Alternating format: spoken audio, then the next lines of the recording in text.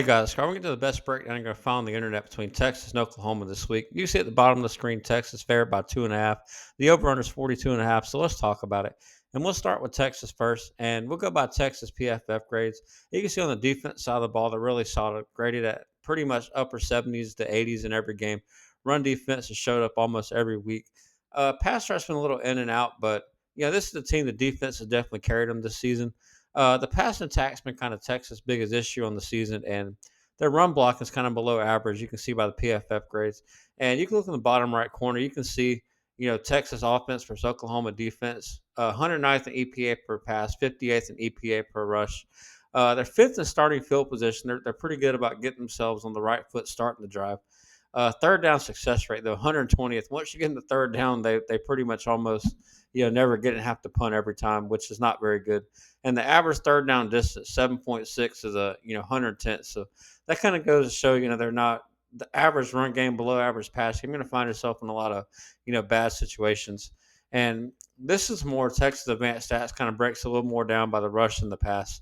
EPA per play is 109th, success rate 106 for passing, success rate 36, and of course EPA per play 58th when rushing.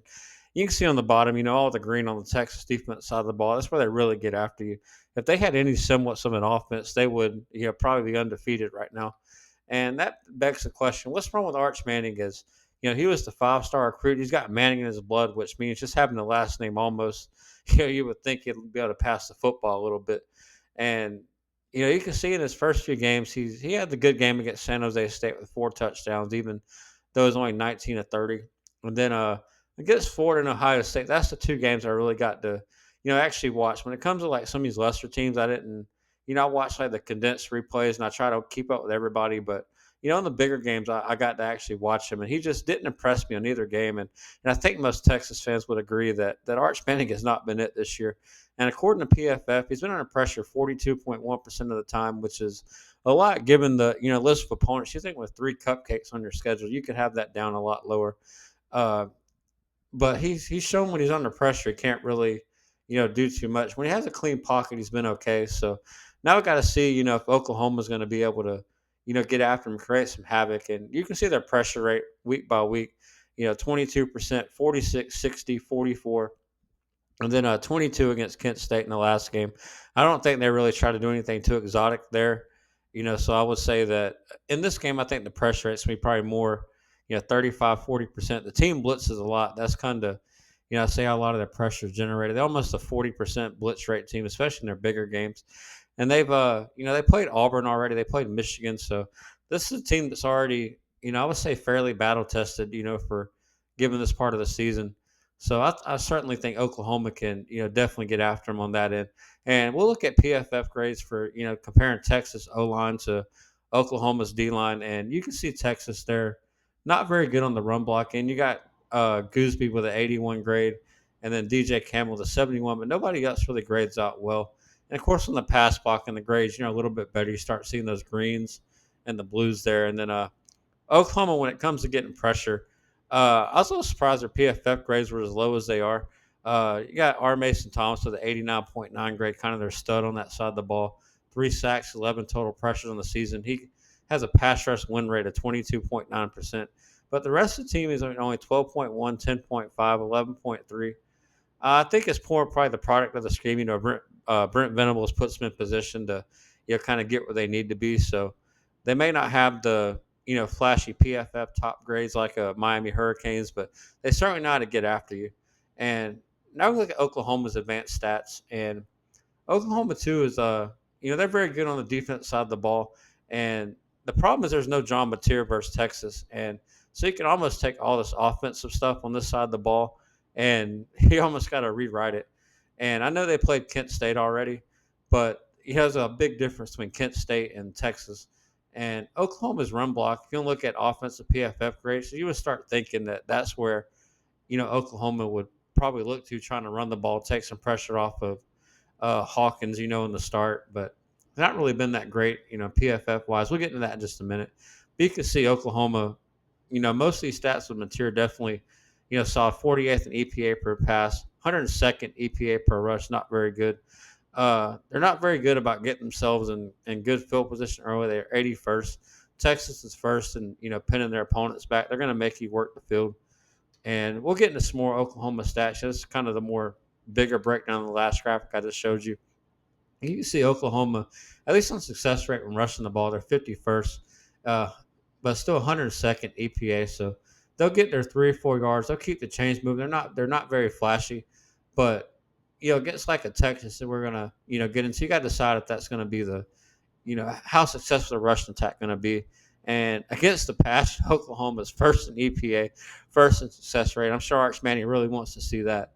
But against the run, they're a little bit softer, 14th in EPA per play, but still first in success rate. This defense, is it's a Brent Venables defense. They're going to get after you. Life's going to be really uncomfortable. And now we're showing John Mateer and Michael Hawkins. I know Mateer is probably not going to be in this game. Hawkins more likely to be the starter, but you can see by the PFF grades just the difference between the two quarterbacks. When John Mateer's kept clean, and even under pressure, he grades out in the 80s. Hawkins, when he's kept clean, only 62.6 PFF grade, 2 touchdowns, no picks. He's just not. He has a big drop off at quarterback whenever you get to Hawkins in my book. So that's definitely not what Oklahoma wants to have happen coming into this game. And we're going to look again if Oklahoma can run the football. And we're going to take a look at, their previous games. I didn't do Kent State because I just felt like it wasn't worth putting in there. So you can see against like Auburn, only 32 yards on the ground. Against Michigan, 138.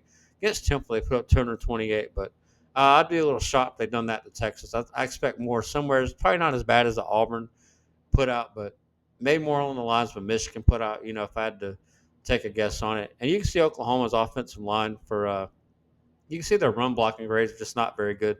61.3, 51.9, 65. They're just not good at holding their blocks. But at least they're a little bit better pass blocking team.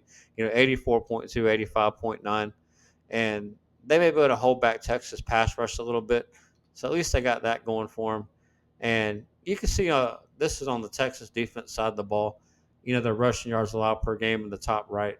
77 yards to Ohio State.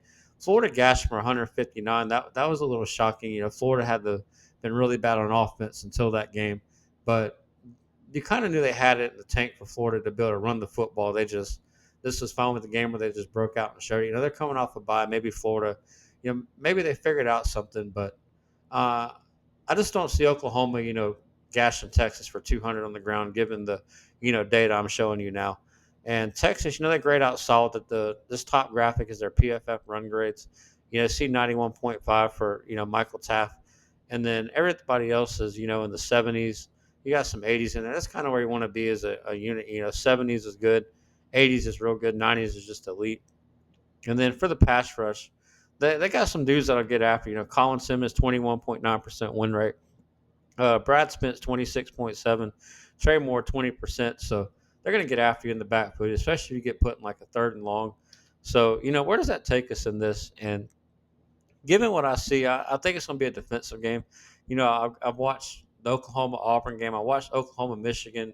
I've watched Texas play Florida. I watched Texas play Ohio State. All the games that matter that I think is really going to decide this. And I just think it's going to be a defense game. I struggle to see where, especially Oklahoma with a backup in there, is going to move the football. And I know Arch Manning has it in there somewheres to be able to move the football, but he hasn't showed it yet. And the data doesn't say he's going to be able to pull it out this game.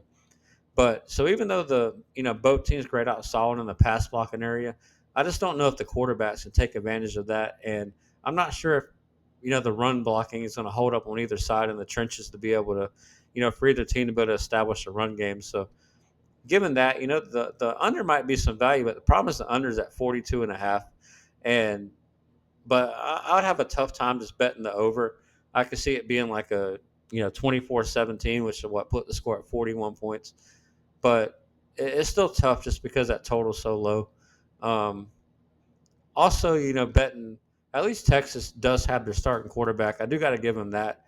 Maybe they, not being in a true road environment, being a more of a neutral site, can, uh, maybe it'll help them out. I'm not sure, but Arch Manning just hasn't showed, anything against quality competition that suggests he's ready to get out of his funk. But I mean, if you're going between him and Michael Hawkins, I mean, which one realistically do you think has a better chance of having some type of breakout game? Like I would think it'd be Arch Manning, and I'm sure at some point he's going to get there.